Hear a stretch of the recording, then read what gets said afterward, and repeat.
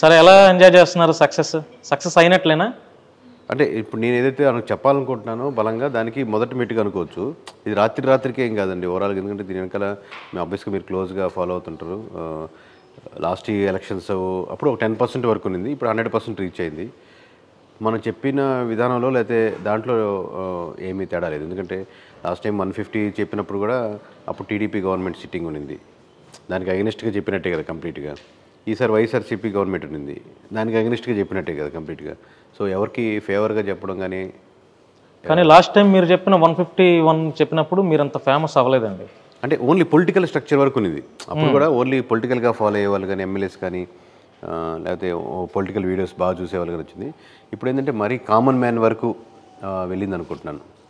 Last time మీరు 151 వస్తున్నాయని చెప్పినా కూడా అప్పుడు కేకే అంటే అసలు ఎవరు అనేది ఆల్మోస్ట్ ఆంధ్ర ప్రజలకు తెలియలేదు.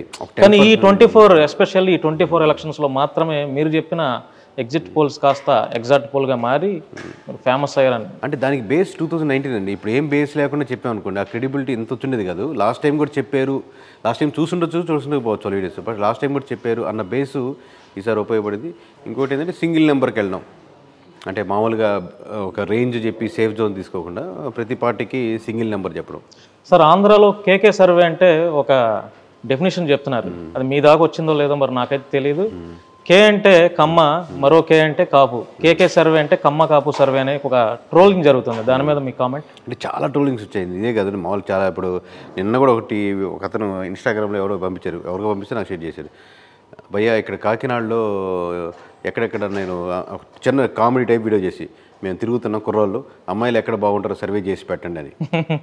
సో లేదా ఎవడురా బాబు నువ్వు ఇంత టాలెంటెడ్గా ఉన్నావని, లేదా ఈవీఎంలో దూరు చేశారా, లేదా ట్యాంపరింగ్ ముందుగానే తెలిసిపోయింది, లేదా బీజేపీ వాళ్ళు. సో ఈ అబ్వియస్గా ఉంటాయి వాళ్ళు వీడియో. మీరు నాకు ఎడిటింగ్ ఈ సైడ్ వచ్చాం కాబట్టి టెక్నికల్గా తెలుసు కాబట్టి మంచిగా ఎడిటింగ్ కూడా బాగా చేసి నేను నా మీద తిట్టుకున్నా కానీ నేను దాన్ని అంతవరకు వీడియో వరకు ఎంజాయ్ చేయగలుగుతాను.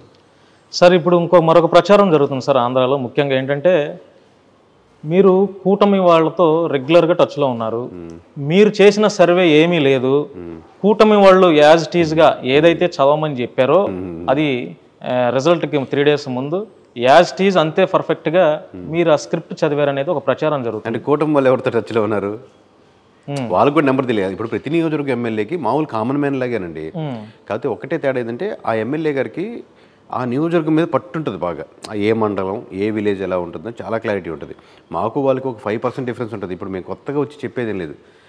బట్ ఏ ఎమ్మెల్యేకైనా ఇచ్చాపురం ఎమ్మెల్యేకి హిందూపురం గురించి, హిందూపురం ఎమ్మెల్యే గారికి ఇచ్చాపురం గురించి డీప్ నాలెడ్జ్ ఉండదు. ఇప్పుడు కూటమి అభ్యర్థులు అయితే మీరు అంటున్నారు కదా, అలాగే మేము వైఎస్ఆర్సీపీ అభ్యర్థులతో కూడా క్లోజ్గానే ఉంటాం. మా పని అదే కదా. ఇప్పుడు మీరు నాతో ఇంటర్వ్యూ చేశారంటే మీకు అన్నీ ముందుగానే నెంబర్ తెలిసే, భానుకు ముందుగానే తెలుసు, కేకేకి ముందుగా పరిచయం ఉందని. మీరు మీ పని అది, మీ జాబ్. నన్ను చేస్తారు, రేపొద్దున నన్ను ఇంకెవరు చేస్తారు, ఇంకో పార్టీతో చేస్తారు. మీరు ఏ పార్టీకి అఫిలియేటెడ్ కాదు కదా. శ్రీ మీడియా అనేది వైఎస్ఆర్సీపీకే ఉంటుందా? కాదు, లేదండి. టీడీపీకైనా చేస్తుంది, వైఎస్ఆర్సీపీ చేస్తుంది, ఇంకొంచెం హీరోయిన్ వచ్చిన చేస్తారు, హీరో వచ్చిన చేస్తారు, ఒక కామన్ మ్యాన్ రైతుతో చేస్తారు కదా. సో మేము కూడా ఏ పార్టీ వాళ్ళతో అయినా వాళ్ళకి అసోసియేట్ అయ్యి వాళ్ళకి చేస్తుంటాం. అంటే ఆ పీరియడ్ వరకు ఆయన గెలవాలని, ఆయనకి ఎక్కడెక్కడ లోటుపాట్లు ఉన్నాయో తెలియాలని, ఇదే కదా ఓవరాల్గా మా జాబ్ ఇదే. సార్ ఇప్పుడు మీరు ఒక్కొక్క నియోజకవర్గంలో ఎన్ని శాంపిల్స్ కలెక్ట్ చేశారు అసలు? అంత ప్రజానాడు ఎలా పట్టుకోగలిగారు?